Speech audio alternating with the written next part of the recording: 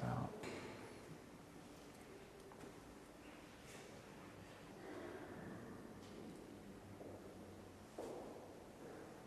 C'est toujours une grande émotion de voir Notre-Dame ouvrir ses portes, puisque ça fait 5 ans qu'on en est privé. Quand on a vu Notre-Dame brûler, on ne s'attendait pas à ce que la restauration soit si courte, que l'on soit capable de réunir les forces de tant de personnes compétentes, d'hommes et de femmes, qui ont collaboré dans un élan collectif à ce que ce monument soit ressuscité.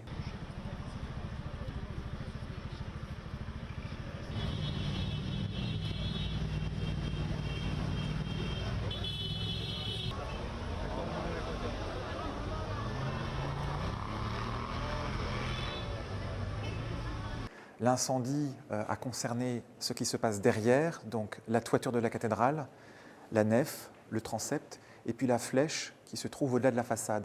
Et alors le feu a gagné au revers de la façade de l'est vers l'ouest, et le beffroi qui se trouve à l'intérieur de ce clocher nord a pris feu à son tour. Heureusement, les pompiers ont réussi à éteindre l'incendie au moment où la tour commence à prendre feu.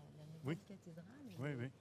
La Trarque avec l'oculus que vous voyez là-haut, qui a été taillée en atelier.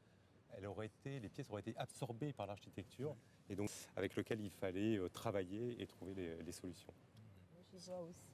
Et il paraissait naturel, normal, de revenir à cet état que l'on connaissait bien, qui nous amenait à ne pas inventer quelque chose de nouveau, parce que la cathédrale a été dimensionnée pour recevoir un certain poids de charpente, et on savait que cette charpente-là, celle qui a disparu en chêne et en plomb, était parfaitement conçue pour épouser les formes complexes et fragiles de la structure de pierre qu'est la cathédrale de nos jours.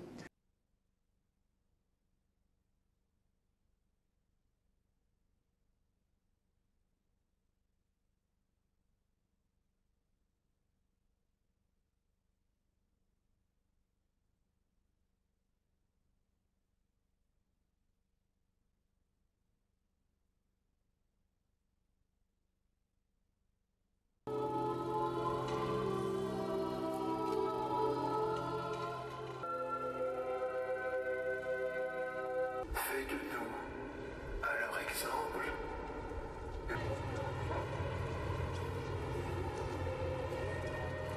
C'est un monument qui parle au plus grand nombre, qui n'appartient plus seulement aux Parisiens et aux Français, mais peut-être au monde entier.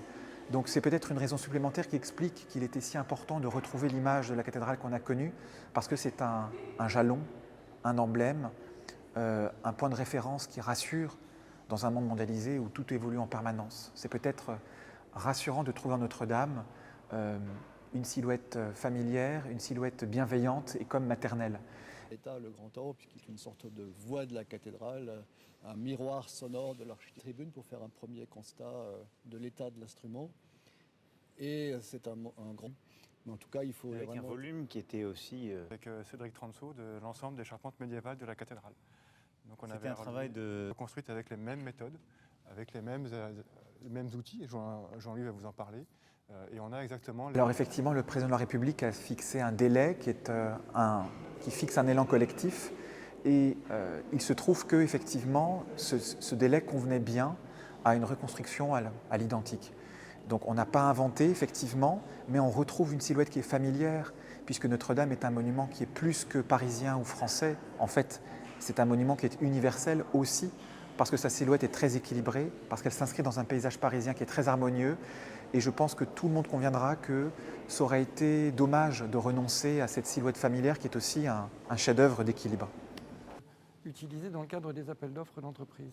Donc c'était quand même tout ce protocole. Elle nous a fait un travail extraordinaire et a déployé en avril-mai 24. Et puis la grande route de la Croisée, c'est en 2 temps, début 23 et printemps 24. Parce que les épines ont été distribuées comme des reliques pendant... C'est difficile de modifier un édifice aussi parfait que Notre-Dame de Paris, mais le clergé de Notre-Dame, l'archevêché de Paris, a commandé un mobilier contemporain très épuré qui se fond parfaitement dans les lignes architecturales de l'édifice. Par exemple, un nouveau maître-autel, par exemple un nouveau reliquaire pour la couronne d'épines du Christ, qui est une relique de la Passion, ou encore les fonds baptismaux qui se trouvent à l'entrée de la cathédrale.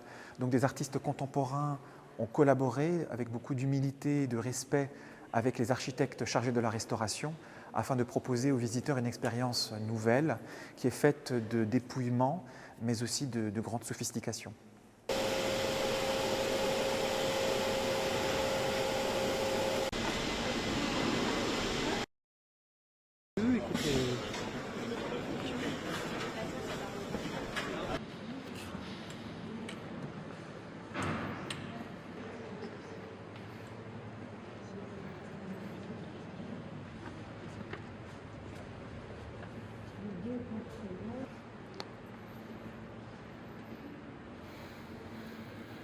Paradoxalement, si Notre-Dame n'avait pas brûlé, on n'aurait pas découvert ces fragments.